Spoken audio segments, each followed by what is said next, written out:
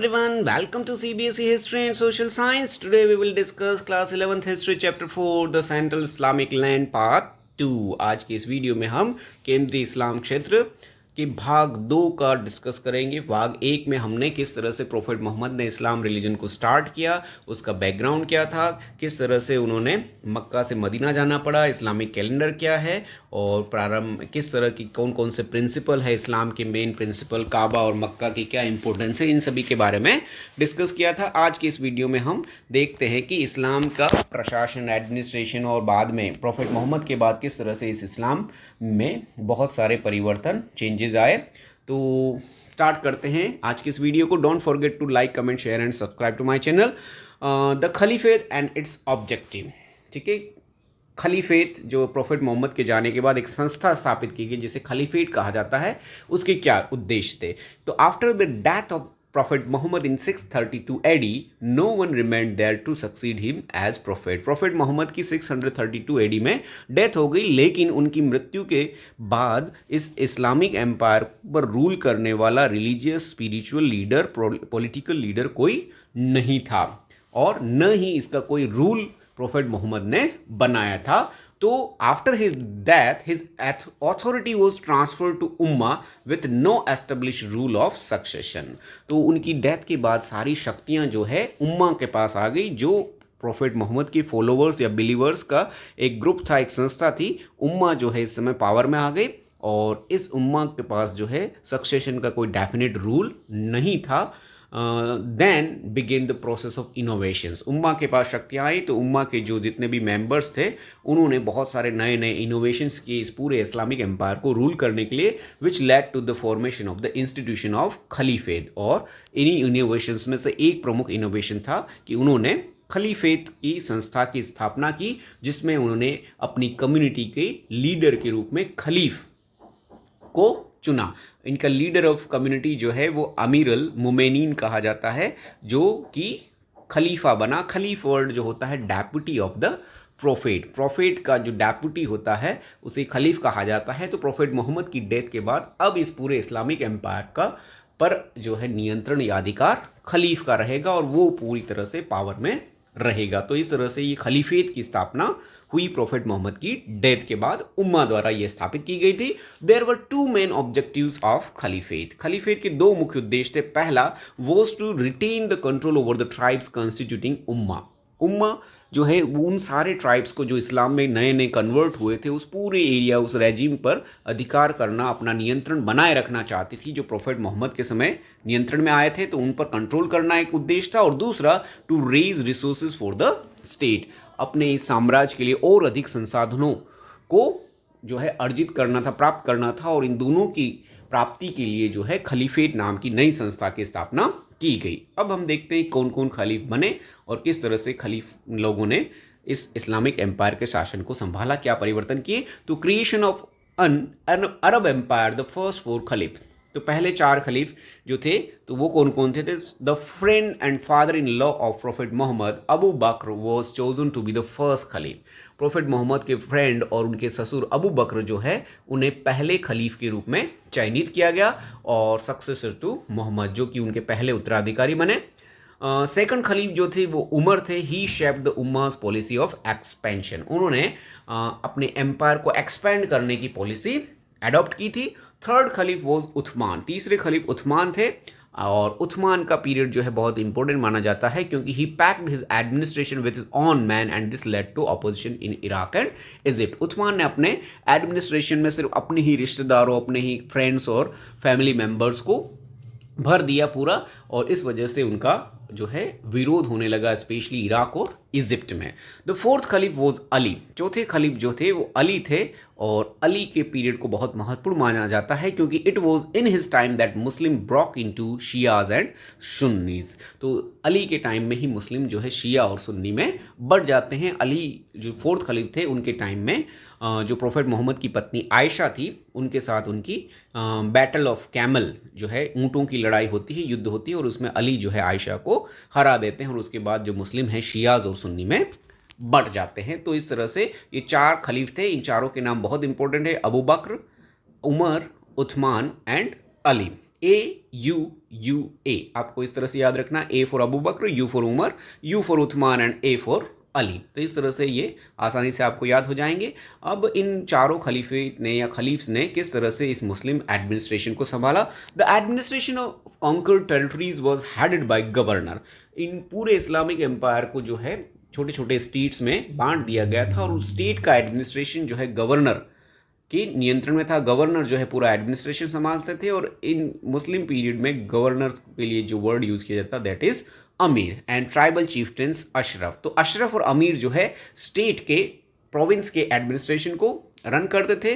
The central treasury, जो केंद्रीय खजाना था, बाइत अल माल जिसे कहा जाता है, obtained its revenue from taxes paid by Muslim as well as its share of booty from raids. तो ये जो खजाना है मुख्य उसकी इनकम के दो सोर्सेज थे। एक तो वो टैक्स जो मुस्लिम लोग उन्हें पे करते थे और दूसरा युद्ध में लूट का जो धन प्राप्त होता था वो भी इस खजाने की इनकम का मेन सोर्स था। The Khalif soldiers, mostly Bedouins, settled in camp cities at the edge of the desert, such as Kufa and Basra. खलीफ ने जो है मोस्टली बेदुइन सोल्जर्स को अपनी आर्मी में स्थान दिया था और ये जो बेदुइन्स थे वो छोटे छोटे सिटीज़ में सेटल हो गए थे डेजर्ट के एरियाज़ में, जहाँ कूफा और बसरा में।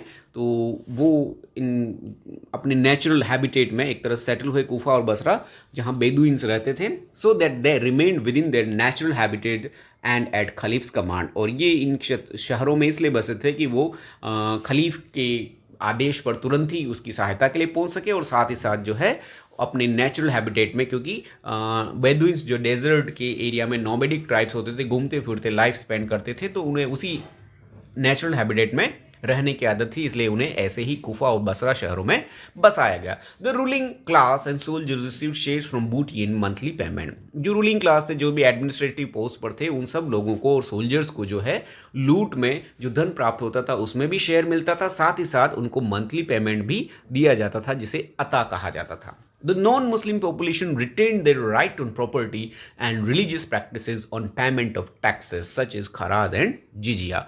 जितने भी नॉन मुस्लिम प्रजा जो इन मुस्लिम राजाओं के या खलीफेट के नियंत्रण में रहती थी, उनको उनकी प्रॉपर्टी पर राइट दिया गया, साथ ही साथ उन्हें अपनी रिलीजियस प्रैक्टिसेस करने की भी अनुमति प्रदान की गई। लेकिन अपने धर्म को मानने और अपनी संपत्ति का अधिकार पाने के लिए उन लोगों को दो टैक्स जो है मुस्लिम शासकों को देने पड़ते थे, और वो दो टैक्स जो मुस्लिम शासक इन नॉन मुस्लिम से वसूल करते थे उनके नाम थे खराज और जिजिया। मुस्लिम जो पे करते थे, मुस्लिम प्रजा, उसे जकात कहा जाता है, और जो नॉन मुस्लिम देते थे वो खराज और जिजिया थे।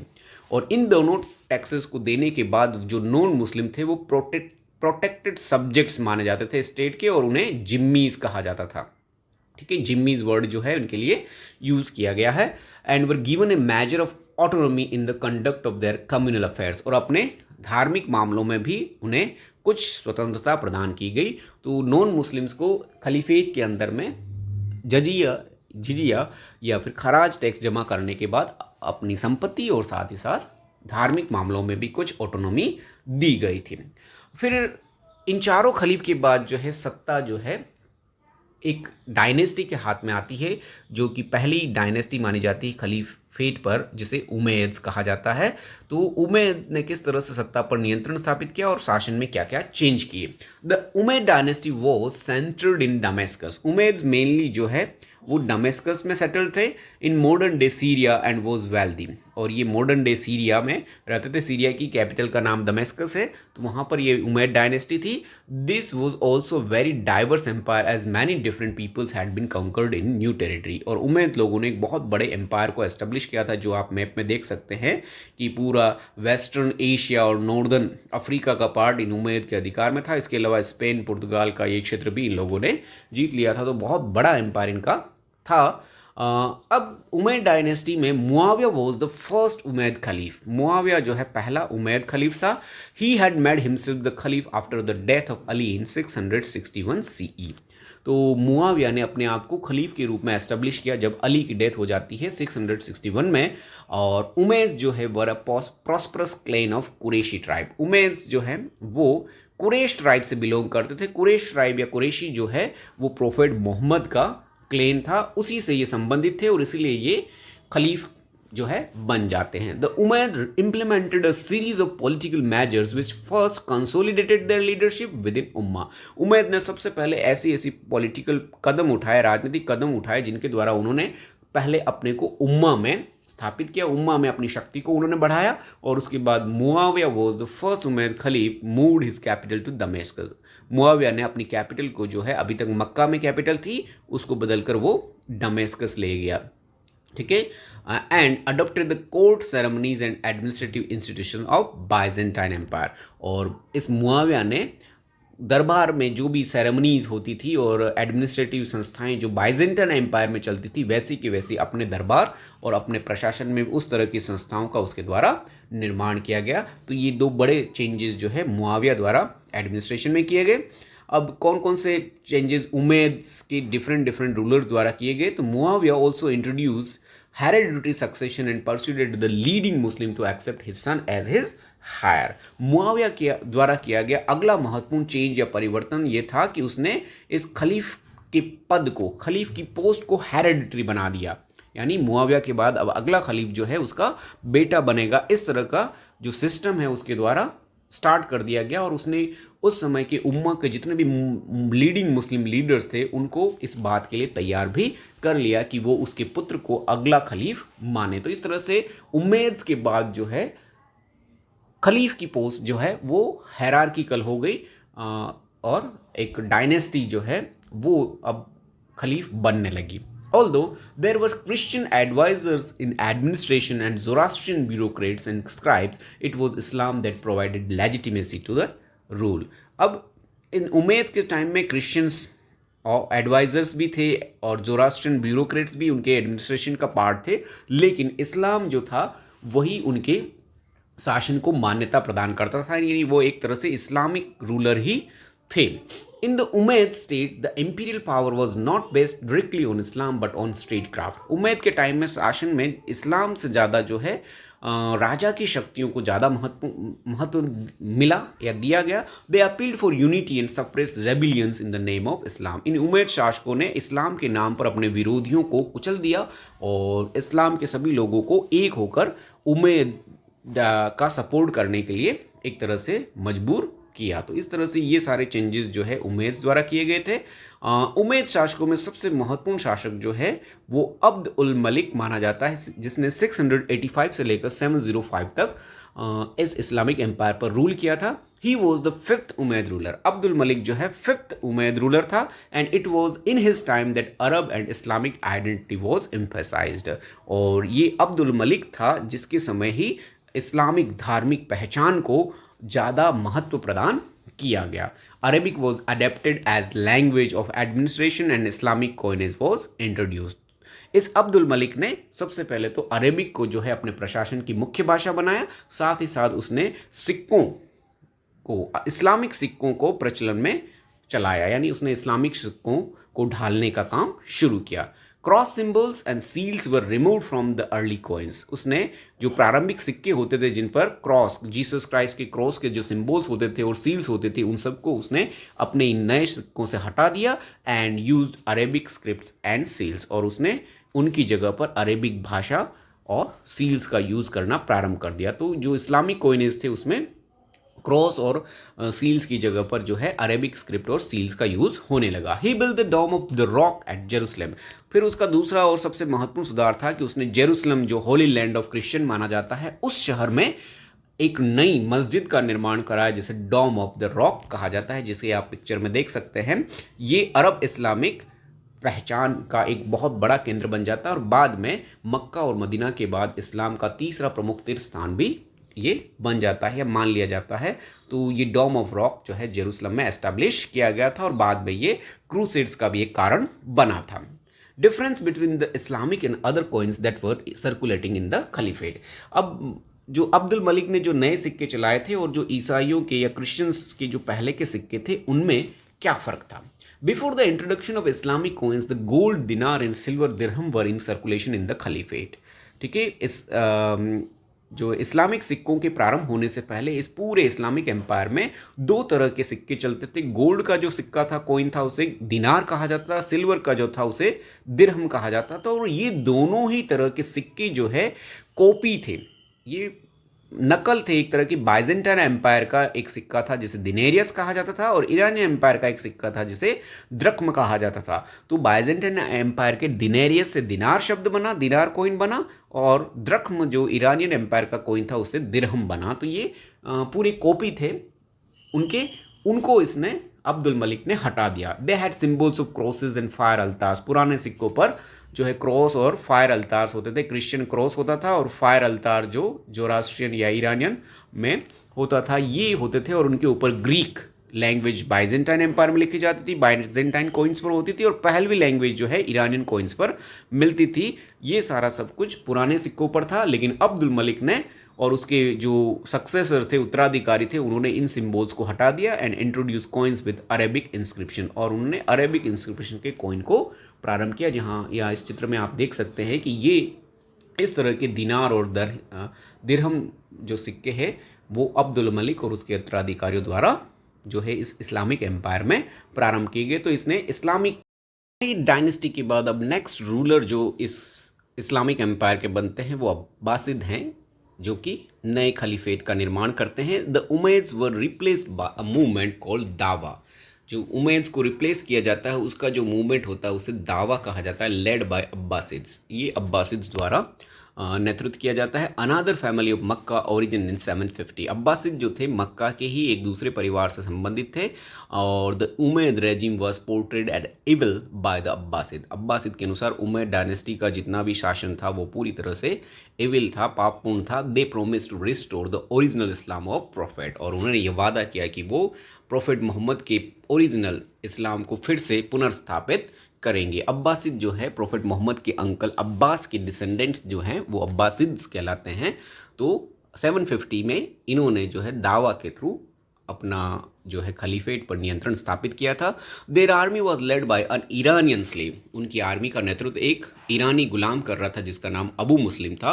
Who defeated the last Umayyad खलीफ मरवन in the battle at the river जेब। उसने अंतिम जो उमैयद खलीफ था मरवन, उसको रिवर जेब के युद्ध में हरा दिया। इसी को जो है दावा मूवमेंट कहा जाता है। और इसके द्वारा अब्बासिद जो है खलीफेट पर पुनर्स्थापित हो जाते हैं, स्थापित हो जाते हैं। अगले मैप में आप देख सकते हैं ये पूरा जो एरिया है मिडिल ईस्ट का पूरा वो अब्बासिद के नियंत्रण में था। इसके अलावा ट्यूनीशिया, मोरक्को के क्षेत्र और अफगानिस्तान का यहाँ पर जो है ताहिरीज रूल करते थे ये, और स्पेन के कुछ भागों पर भी इनका नियंत्रण था, या यहाँ के शासक इन्हें अपने प्रभाव में मानते थे। तो इस तरह से अब्बासिद ने सत्ता अपने नियंत्रण में कर ली, खलीफेट पर नियंत्रण स्थापित कर लिया। अब आगे चलते हैं अब्बासिद एडमिनिस्ट्रेशन या उनके रूल के बारे में। अब्बासिद ने अपने एडमिनिस्ट्रेशन में क्या क्या चेंजेस किए। Under the Abbasids rule the influence of Arabs decline and the importance of Iranian culture increased. Abbasid rule का सबसे महत्वपूर्ण विशेषता है कि इनके समय में अरब का प्रभाव, अरबी कल्चर और अरबी संस्कृति या अरब लोगों का जो प्रभाव है वो इस खलीफेट में कम होने लगा, और ईरानियन कल्चर और ईरानी लोगों का प्रभाव जो है इस अब्बासिद खलीफेट में बढ़ने लगा था। The Abbasid establish their capital eight Baghdad. Abbasid ने अपनी कैपिटल भी दमेस्कस से हटाकर बगदाद में एस्टेब्लिश कर ली। ये नई कैपिटल बन जाती है। The army and bureaucracy were reorganized on a non tribal basis to ensure greater participation by Iraq and Khurasan. Abbasid ने अपने एडमिनिस्ट्रेशन में और आर्मी में जो है नॉन ट्राइबल कम्युनिटी को ज़्यादा महत्व दिया, क्योंकि ट्राइबल बेदुइन्स जो थे अब तक इस खलीफेट में ज़्यादा प्रभाव रखते थे। तो उनकी जगह पर इन्होंने नॉन ट्राइबल बेसिस पर ब्यूरोक्रेट्स और आर्मी के सोल्जर्स और उनकी भर्ती करना शुरू किया, ताकि इराक और खुरासान के ज़्यादा से ज़्यादा लोग आर्मी और एडमिनिस्ट्रेशन में शामिल हो सके। The religious status and the functions of the caliphate were strengthened under their rule.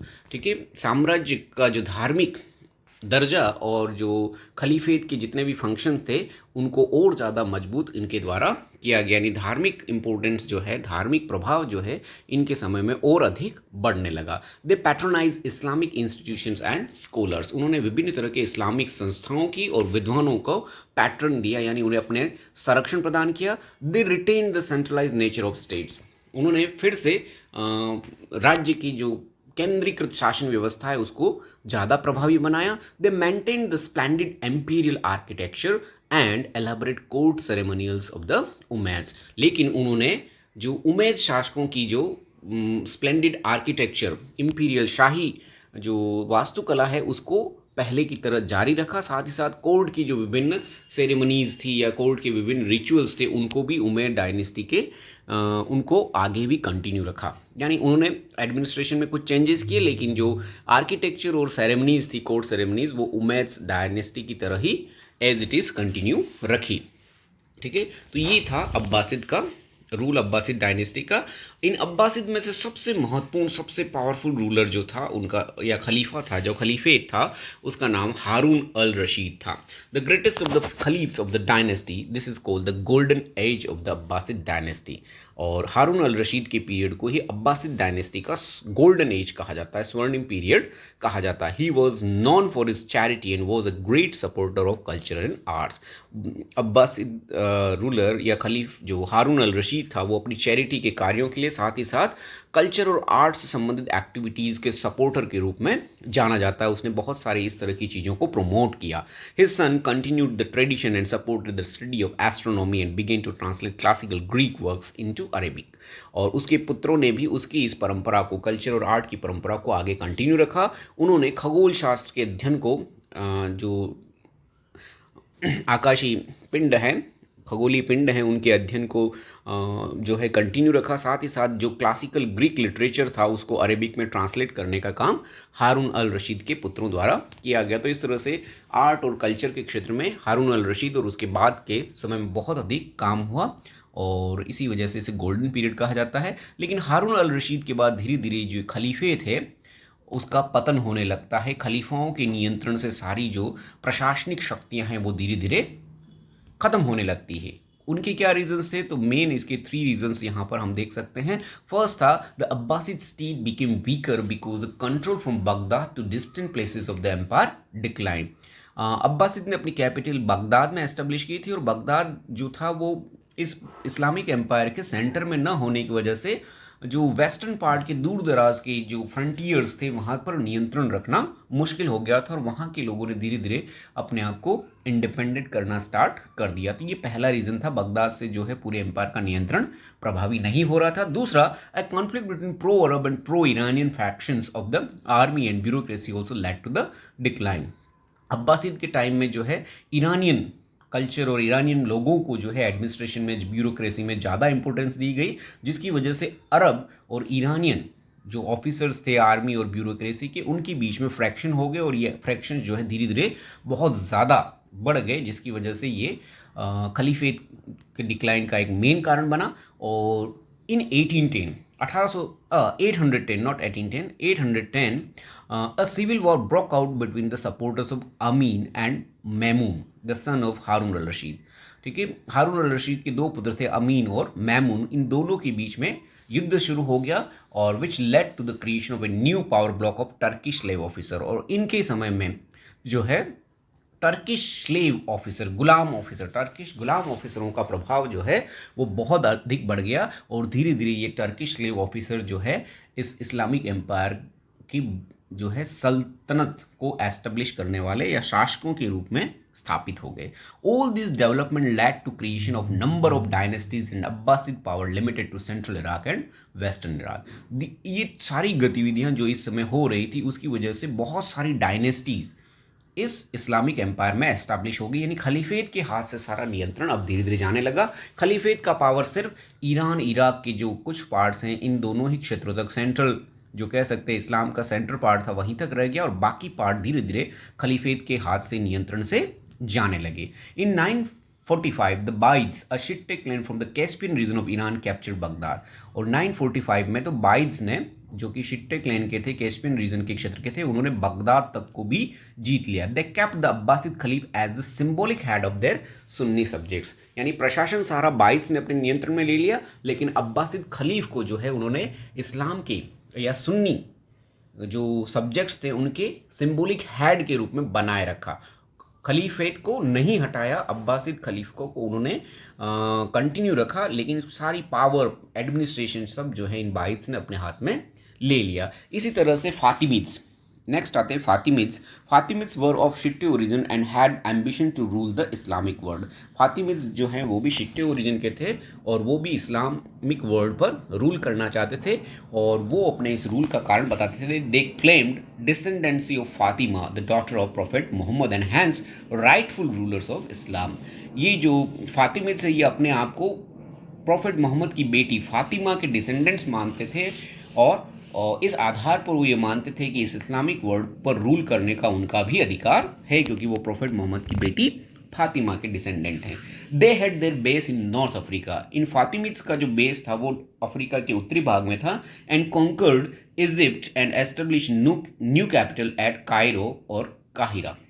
और इन फातिमिड्स ने उत्तरी अफ्रीका के क्षेत्रों पर नियंत्रण स्थापित कर लिया और एक नई राजधानी कायरो या काहिरा बनाई, और इसके साथ ही इजिप्ट वाला पार्ट जो है फातिमिड्स के नियंत्रण में आ गया। तो बगदाद के आसपास, कैस्पियन सी के आसपास बाइड्स ने अपनी डायनेस्टी एस्टेब्लिश कर ली, इजिप्ट और मिस्र में फातिमिड्स ने अपने नियंत्रण स्थापित कर लिया, और इस तरह से खलीफेट के हाथ से सारे पावर्स जो है एक तरह से एडमिनिस्ट्रेटिव पावर चले गए। इसके साथ फिर और जो नई डायनेस्टी आती है उसमें टर्क्स सबसे प्रमुख है। The Turks were nomadic tribes from the central Asian steppes. अब टर्क्स हैं कौन? तो टर्क्स जो है सेंट्रल एशियन स्टेपी जो ग्रास लैंड है उस एरिया में रहने वाले नोमैडिक ट्राइब्स थे, जो जानवरों के साथ एक प्लेस से दूसरे प्लेस पर घूमते फिरते अपनी लाइफ स्पेंड करते थे। धीरे धीरे gradually they were converted into Islam, वो इस्लाम में कन्वर्ट हो गए। They were skilled riders and warriors and entered the Abbasids, Samanids and by the administration as slaves and soldiers, rising to high positions on account of their loyalty and military abilities. धीरे धीरे ये जो Turks थे वो अपनी loyalty और military abilities की वजह से, क्योंकि वो बहुत अच्छे राइडर्स होते थे, वॉरियर्स होते थे, तो वो अब्बासिद, समानिद और बाइद जो अलग अलग डायनेस्टी डिफरेंट इस्लामिक वर्ल्ड में रूल कर रही थी, उनके एडमिनिस्ट्रेशन में पहले एंटर हुए और फिर धीरे धीरे अपनी लॉयल्टी और अपनी मिलिट्री एबिलिटीज़ की वजह से हायर पोस्ट पर प्रमोट होते गए। और कुछ ही समय में ये जो है इन तीनों ही अलग अलग डायनेस्टीज़ की जो मेजर पोस्ट थी वो इन टर्क्स के हाथ में आ चुकी थी। अब ऐसे ही इस तरह से खलीफेट के डिक्लाइन होने के बाद धीरे धीरे इस इस्लामिक वर्ल्ड में सल्तनत एस्टेब्लिश होने लगती है, यानी सुल्तानों के राज्य स्थापित होने लगते हैं। और ऐसे ही पहली सल्तनत जो थी द राइज ऑफ सल्तनत, तो उसमें द गजनवी सल्तनत वॉज एस्टेब्लिश बाय अलप्तगिन। ठीक है, गजनवी सल्तनत की स्थापना अलप्तगिन ने 961 में अफगानिस्तान के एरिया में, गजनी जो प्लेस है उसके आसपास के एरिया में की। It was consolidated by Mahmud of Ghazni, और इस गजनवी एम्पायर को महमूद ने और ज़्यादा पावरफुल, शक्तिशाली बनाया। Ghaznavids were a military dynasty with a professional army of Turks and Indians. ये गजनवी जो थे इनकी एक सैन्य वंश था जिसने अपनी आर्मी को प्रोफेशनल बनाया, और इस आर्मी में टर्क्स और इंडियन सोल्जर्स जो थे उसकी वजह से बहुत शक्तिशाली थे। The Abbasid caliphs were not rivals but a source of legitimacy of for Ghaznavids. इन गजनवी सुल्तानों ने अब्बासिद को अपना राइवल न मानते हुए उसे अपना रिलीजियस हेड माना, और अपनी सल्तनत को लीगलाइज करने के लिए या उसको एक तरह से नैतिक समर्थन जो है अब्बासिद खलीफा का लिया, कि क्योंकि इन्होंने जो है रूल अपना यहाँ पर एस्टेब्लिश कर लिया था, तो इन्होंने अब्बासिद खलीफा से ये चाहा कि वो उन्हें सुल्तान के रूप में मान्यता प्रदान कर दे। तो इस तरह से अब्बासिद खलीफ से ये जो है मान्यता चाहते थे।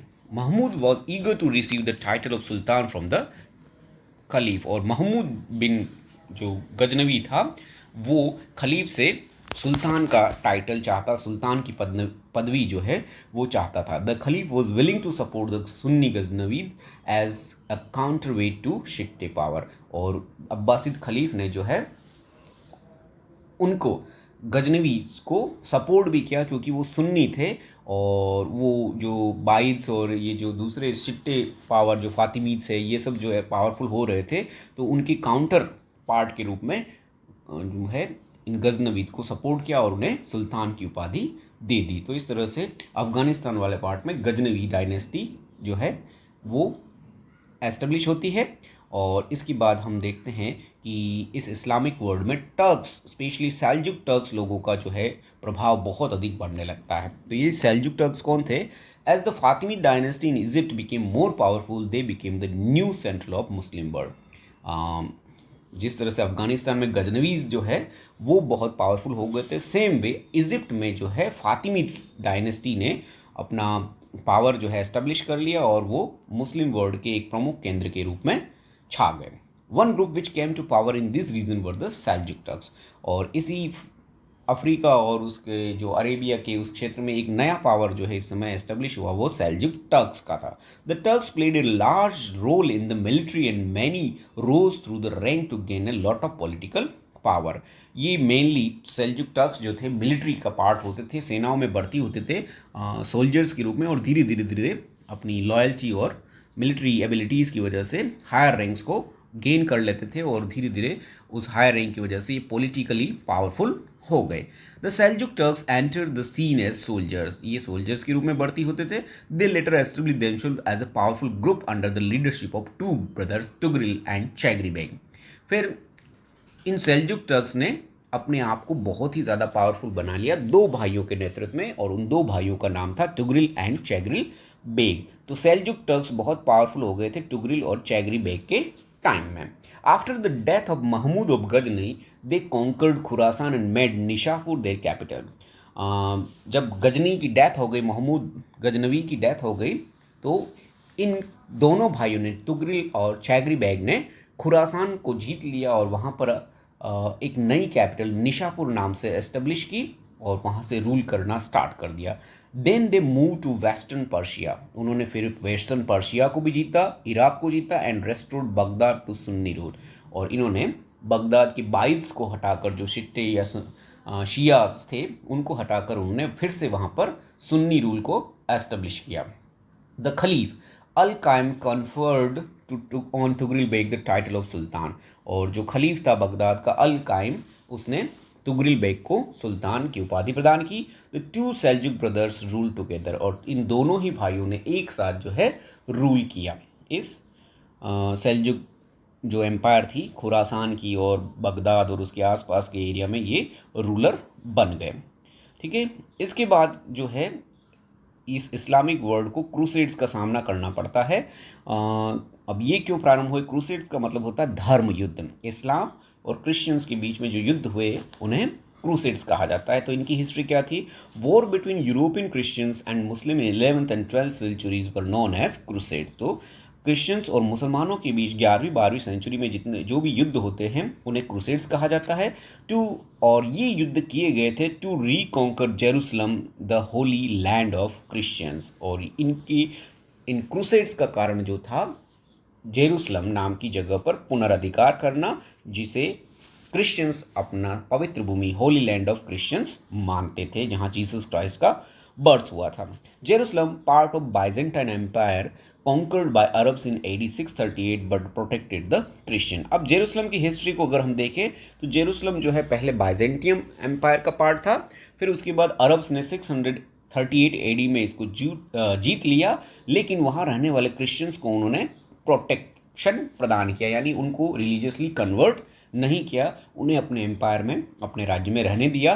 Crusades were the wars fought by Christians against Muslim to free the holy land of Palestine. और ये जो क्रूसेड्स है वो जेरूसलम और पैलेस्टाइन के उस होली लैंड को इन मुस्लिम शासकों से आज़ाद करने के लिए ईसाइयों द्वारा लड़े गए थे कि वो फिर से उस पैलेस्टाइन या जेरूसलम प्लेस पर अधिकार कर सके। इन 176, अब शुरुआत में तो क्रिश्चियंस जो है अरबों के अंदर प्रोटेक्टेड पीपल के रूप में रहते थे, लेकिन 1776 ईयर में Seljuk Turks conquered Jerusalem and started torturing Christians. इन सेल्जुक टर्क्स ने जेरूसलम को जीत लिया और उसके बाद उन्होंने वहाँ रहने वाले क्रिश्चियन लोगों को टॉर्चर करना स्टार्ट कर दिया। तो अब तक के पीरियड में क्रिश्चियंस को कोई प्रॉब्लम नहीं थी वहाँ पर, वो मुस्लिम रूलर्स के प्रोटेक्टेड पीपल के रूप में आसानी से वहाँ पर रह रहे थे, लेकिन सेल्जुक टर्क्स ने जैसे ही इस एरिया पर अधिकार किया, उन्होंने क्रिश्चियंस को टॉर्चर करना स्टार्ट कर दिया। AD 1092 Seljuk sultan Malik died, his empire starting disintegrating. और 1092 में सेल्जुक सुल्तान जो मलिक नाम का था, उसकी मृत्यु हो गई और उसकी मृत्यु के साथ ही क्या है, ये जो सेल्जुक टर्क्स का एम्पायर था धीरे धीरे डिसइंटीग्रेट होने लगा, यानी वो धीरे धीरे छोटे छोटे राज्यों में बंटने लगा। तो ऐसे में जो क्रिश्चियन रूलर था बाइजेंटीन एम्पायर का, एलेक्सियस फर्स्ट, ठीक है, एलेक्सियस फर्स्ट जो बाइजेंटियम एम्पायर का रूलर था, उसे ये अच्छा मौका लगा कि वो एशिया माइनर और नॉर्दर्न जो सीरिया है उसको जीत सके और वो जेरूसलम को फिर से अपने अधिकार में कर सके।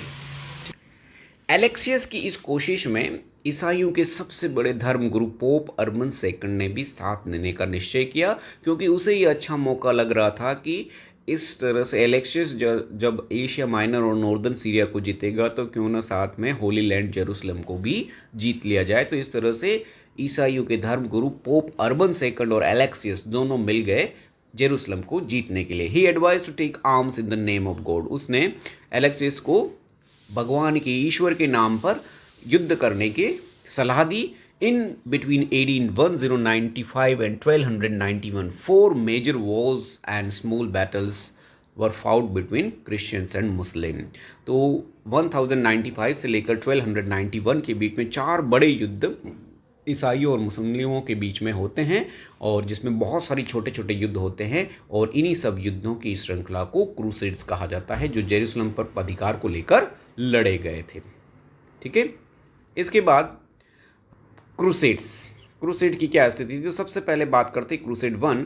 It was fought between year 1098 to 1099, और इस युद्ध में क्या हुआ था कि soldiers of France and Italy captured Antioch and Jerusalem. France और इटली के क्रिश्चियन सैनिकों ने एंटियोक और जेरूसलम को जीत लिया। Massacre of Muslims and Jews, बहुत ज़्यादा मात्रा में मुस्लिम और यहूदी लोगों को जो है मारा गया, हत्याकांड किए गए। Formation of force crusade countries in Syria, और इस फर्स्ट क्रूसेड के बाद सीरिया में चार नए क्रूसेड कंट्रीज एस्टेब्लिश किए गए इस पैलेस्टाइन एरिया में, जिन्हें आउटरेमर कहा जाता है। ये बहुत इंपॉर्टेंट है। क्रूसेड के बाद जो चार कंट्रीज पैलेस्टाइन एरिया में एस्टेब्लिश किए गए उन्हें आउटरेमर कहा जाता है, और बाकी के क्रूसेड जो है इन्हीं आउटरेमर कंट्रीज जो चार एस्टेब्लिश किए गए थे उनकी सुरक्षा में, उनको बचाने के लिए ईसाइयों द्वारा मुस्लिमों के साथ लड़े गए थे। तो ये था फर्स्ट क्रूसेड। अब बात करते हैं सेकंड क्रूसेड की। सेकंड क्रूसेड जो है वो 1145 से 1149 के बीच में 4 वर्षों के दौरान लड़ा गया था, और ये एडिसा नाम का एक आउटरेमर कंट्रीज था, उन चार में से एक था, उसको जो है टर्क्स लोगों ने जीत लिया था। तो उसे फिर से जीतने के लिए ये युद्ध लड़ा गया। Pope declare second war but failed. Pope ने इस बार दूसरे युद्ध की घोषणा की, लेकिन वो टर्क्स से जीत नहीं पाया। German French army tried to capture Damascus but defeated by Turks. German और फ्रेंच क्रिश्चियन आर्मी जो थी उन्होंने दमेस्कस को जीतने की कोशिश की, लेकिन टर्क मुस्लिम सुल्तानों ने उन्हें हरा दिया।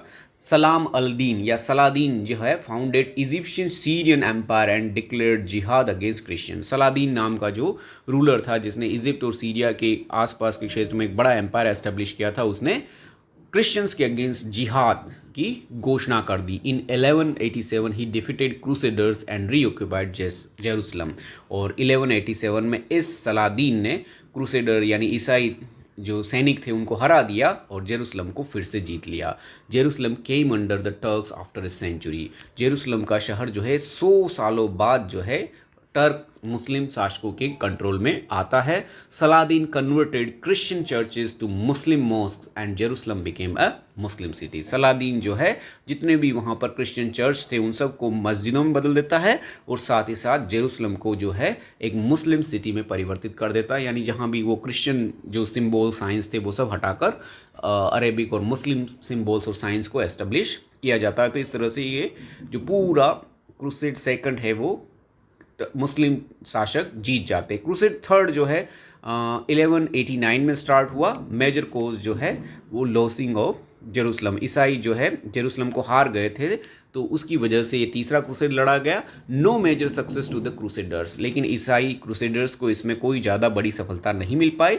But the crusader gain little victory in Palestine and got free access to Jerusalem for Christian pilgrims. लेकिन उन्हें एक बड़ी सफलता ये मिली कि उन्होंने पैलेस्टाइन का कुछ भाग जीत लिया, और साथ ही साथ टर्क सुल्तानों से इस जेरूसलम की यात्रा करने की अनुमति जो है ले ली, फ्री एक्सेस, बिना कोई टैक्स दिए हुए वो इस जेरूसलम की यात्रा कर सकते हैं। ईसाइयों को ये परमिशन जो है मिल गई। The Mamluks, the ruler of Egypt, finally expelled the crusading Christians from all of Palestine in 1291। लेकिन जो मामलुक सुल्तान थे इजिप्ट के, उन्होंने 1291 में इस पूरे पैलेस्टाइन क्षेत्र से क्रिश्चियंस जो थे उनको भगा दिया। Europeans gradually lost their interest in crusades, और इसके बाद धीरे धीरे यूरोपियन क्रिश्चियंस जो थे उनका इन धर्म युद्धों में, क्रूसेड्स में जो इंटरेस्ट खत्म हो गया, जेरूसलम को जीतने की उनकी इच्छा खत्म हो गई, और इसके साथ ही जो है क्रूसेड्स या धर्म युद्ध समाप्त हो जाते हैं। लेकिन विश्व राजनीति में ये क्रूसेड जो है बहुत महत्वपूर्ण स्थान रखते हैं और इनके बहुत महत्वपूर्ण परिणाम हुए। तो इसका पहला और सबसे बड़ा परिणाम ये था कि Muslim countries begin to show rigid and hostile attitude towards its Christian subjects where there were mixed population. तो मुस्लिम शासकों ने अपने राज्य में रहने वाली क्रिश्चियन प्रजा, ईसाई प्रजा के प्रति जो है एक तरह से भेदभावपूर्ण नीतियाँ और क्रूरता का व्यवहार करना शुरू कर दिया था। दूसरा, increased influence of Italian mercantile communities in the trade between the east and the west even after the restoration of Muslim power. और इस क्रूसेड का दूसरा महत्वपूर्ण परिणाम यह था, क्रूसेड युद्धों के बाद भी इटली के जो व्यापारी थे उनका प्रभाव जो है लगातार बढ़ने लगा था पूर्व और पश्चिम के व्यापार में। यानी यहाँ से जो इटली के व्यापार और व्यापारी जो है वो बहुत रिच हो जाते हैं, बहुत प्रभाव उनका स्थापित हो जाता है इस पूरे एरिया पर, और बहुत धनी हो जाने की वजह से ही जो है हम बाद में हम देखते हैं कि इटली में जो है पुनर्जागरण शुरू हो गया था। तो उसका एक मेन रीज़न था कि इस 12-13 सेंचुरी में जो है इटली के व्यापारियों का प्रभाव बहुत अधिक बढ़ गया था। तो इसी के साथ ये सेकंड वीडियो जो है इस सेंट्रल इस्लामिक लैंड चैप्टर का समाप्त होता है। आशा है आपको ये पसंद आया होगा, आपके लिए बहुत हेल्पफुल होगा। Thank you for watching my video and don't forget to like, comment, share and subscribe to my channel subscribe करना बिल्कुल मत भूलिएगा, ये बहुत बहुत इंपॉर्टेंट है। और इसी के साथ गुड बाय। अगले वीडियो में इस चैप्टर के थर्ड पार्ट के साथ आपके सामने प्रस्तुत होगा। तब तक के लिए गुड।